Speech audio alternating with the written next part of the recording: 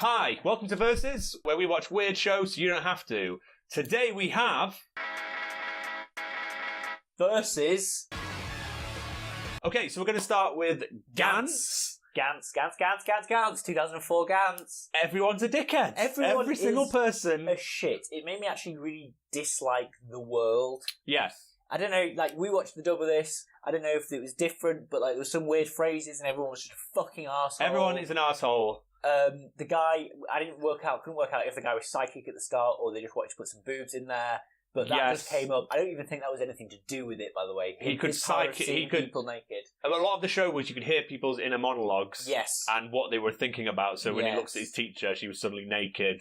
And you could hear people just chatting on going, I hate everyone. Everyone's dicks. Everyone is a shit. Everyone just like treats this bum like nothing. Homeless man falls on train tracks. Yes. Everyone just watches, waiting for the train. Then the main guy who's a twat and his friend, who he hasn't seen in years, who's probably also a twat, decide to rescue the bum very slowly. Yeah, it was the slowest rescue attempt ever. And also, I don't know why they couldn't jump up onto the platform, really. Yeah, so they kind of get the bum, and he's not like a huge guy or anything, and he's like, oh, you crouch like this, and we'll put him on your back, and then we will kind of splurt him onto the platform. And the whole time everyone's just watching, doing nothing. And then monologues are like, they're fucking idiots. Why are they trying to save that homeless guy?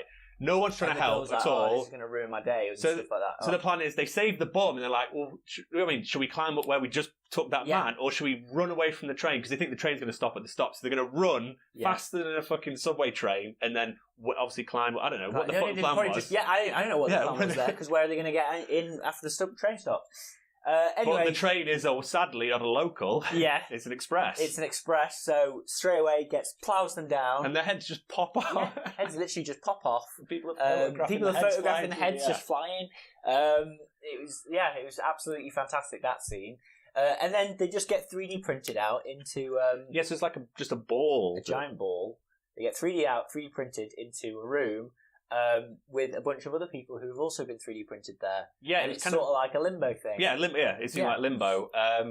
But just going back to the main scene, the homeless train man scene, we were both quite angry at it. It's like it worked very well. Yes, it was, because it was like fucking it hell. was stressful as shit. And you can imagine everyone's reaction was quite natural in a certain way. Like, well, it happens all the time where people just bystanders just and freeze. They just don't want to do anything. It's like, oh, who's going to do this? Oh, should it be me? Should it be them? Oh, I don't want to be the one to fucking do it. I don't want to get in trouble. I don't want to go on the train platform. Blah blah blah.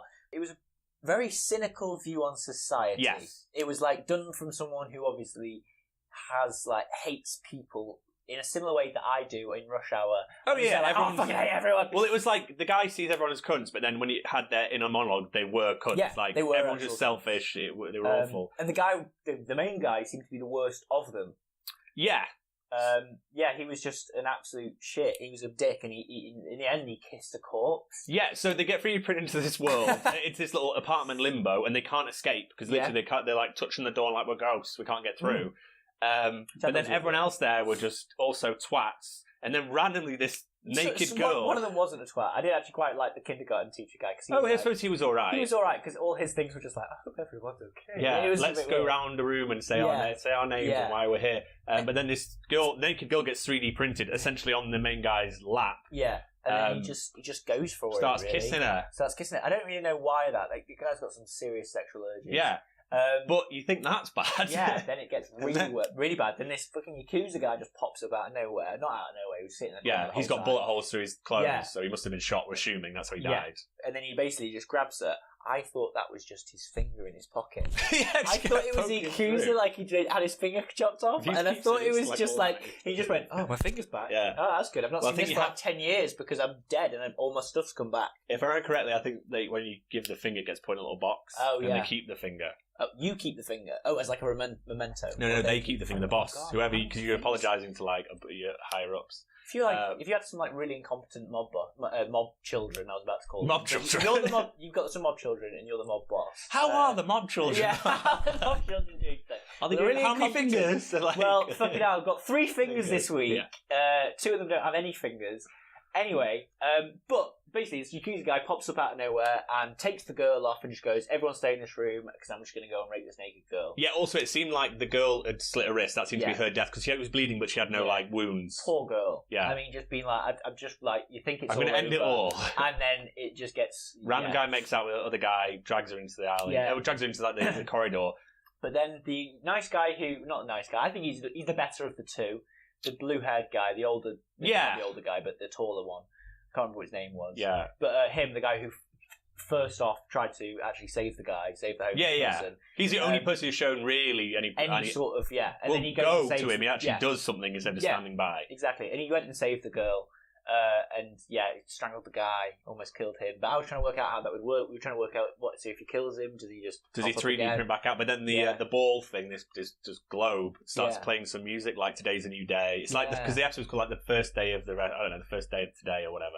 The first day of the day. So what are your thoughts on what's going to happen? So it reminded me a lot of Predators, bizarrely. In the film, everyone's like obviously soldiers or Yakuza. You go, I understand why they're here. And then Topher Grace is just some normal bloke and he's always scared. But then you find at the end he murdered his family or something, but he's a serial killer. That's why he's there. I feel like I've seen this. Yeah. It was okay. It wasn't bad. But long story short, in this, it seems like everyone's kind of done something wrong. Yeah. And this globe's like, because he calls them all bastards. Like, I feel like he's got them now. So even if they die or whatever, I think you can just 3D print them. So they've all got some sort of sin. That's what I'm thinking, and it made me think of Predators. It'd be really cruel if they were actually just bastards. Just bastards, born out of wedlock, and each person person who's born out of wedlock just gets got and just gets put there. And that is actually the hell. But all the Catholics are actually right. Yeah. That's my thought of where it's going to go. They've all had a sin of some kind, and they've got to repent or make amends. Yeah, I know. I think you might be right there. I think they've got to make amends by going around and killing demons. Yeah, in those weird Ghost in the Shell suits. Yes. Yeah, but they're black. But it looked like one of those people in the room, I could see under his clothes, he had like some sort of suit. That. So maybe he's gone through before. Maybe he's died already and he's come back round. Oh, shit. So they've got to sit in those little seminars. Maybe that's just what happens. That's like the waiting room. It's like the Fortnite bit. You know what I mean? The bit where the lobby. That's a good shout. Yeah, that is the lobby. Then the next one was... Parasyte, the Maxim. I forgot to have the Maxim. Shinichi, little bug, crawls in his hand and tries to go all the way up to his brain. If it gets in his brain, it'll morph him into a fucking monster. Devilman, basically. Devilman creature. But it gets stuck in his hand, so it just turns into this like quite lovable. I don't know what the fuck it's called. I like it. Smushy hand thing. Yeah, sleepy smushy hand. Yeah, it's like it's Gareth sleepy and just falls asleep like that. Let's just draw. Let's just draw a little eye onto my hand, and then a little. And you could grow more eyes and like teeth and. His hand was basically Mr. Elastic. What's it, Mr. Elastic? Mr. Fantastic. Yeah, it was, and it was great. And he had another little hand that had wings at one stage.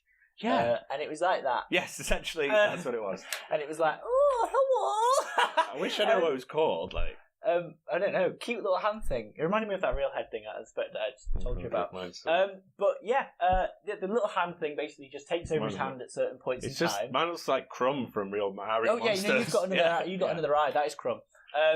But so the little hand takes over. The hand's sort of going a bit nuts. Going on his phone, looking at biology. It's a pretty smart hand. Yeah. I like that hand. It turns out at the end there's other little things like this, but they were successful in getting to the heads, but some of them were unsuccessful because they got into a dog.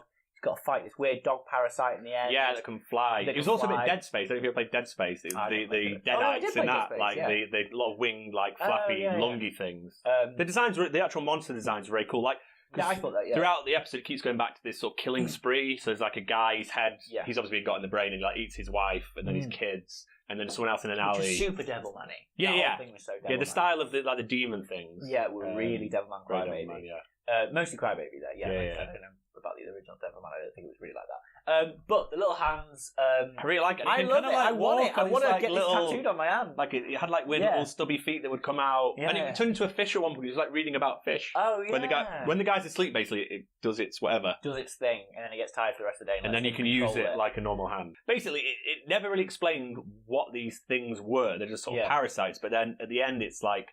A woman gets murdered in like a scrap pile or something, and then straight away this egg thing drops from the sky. Yeah, but instead of, I think it was aiming for the murderer.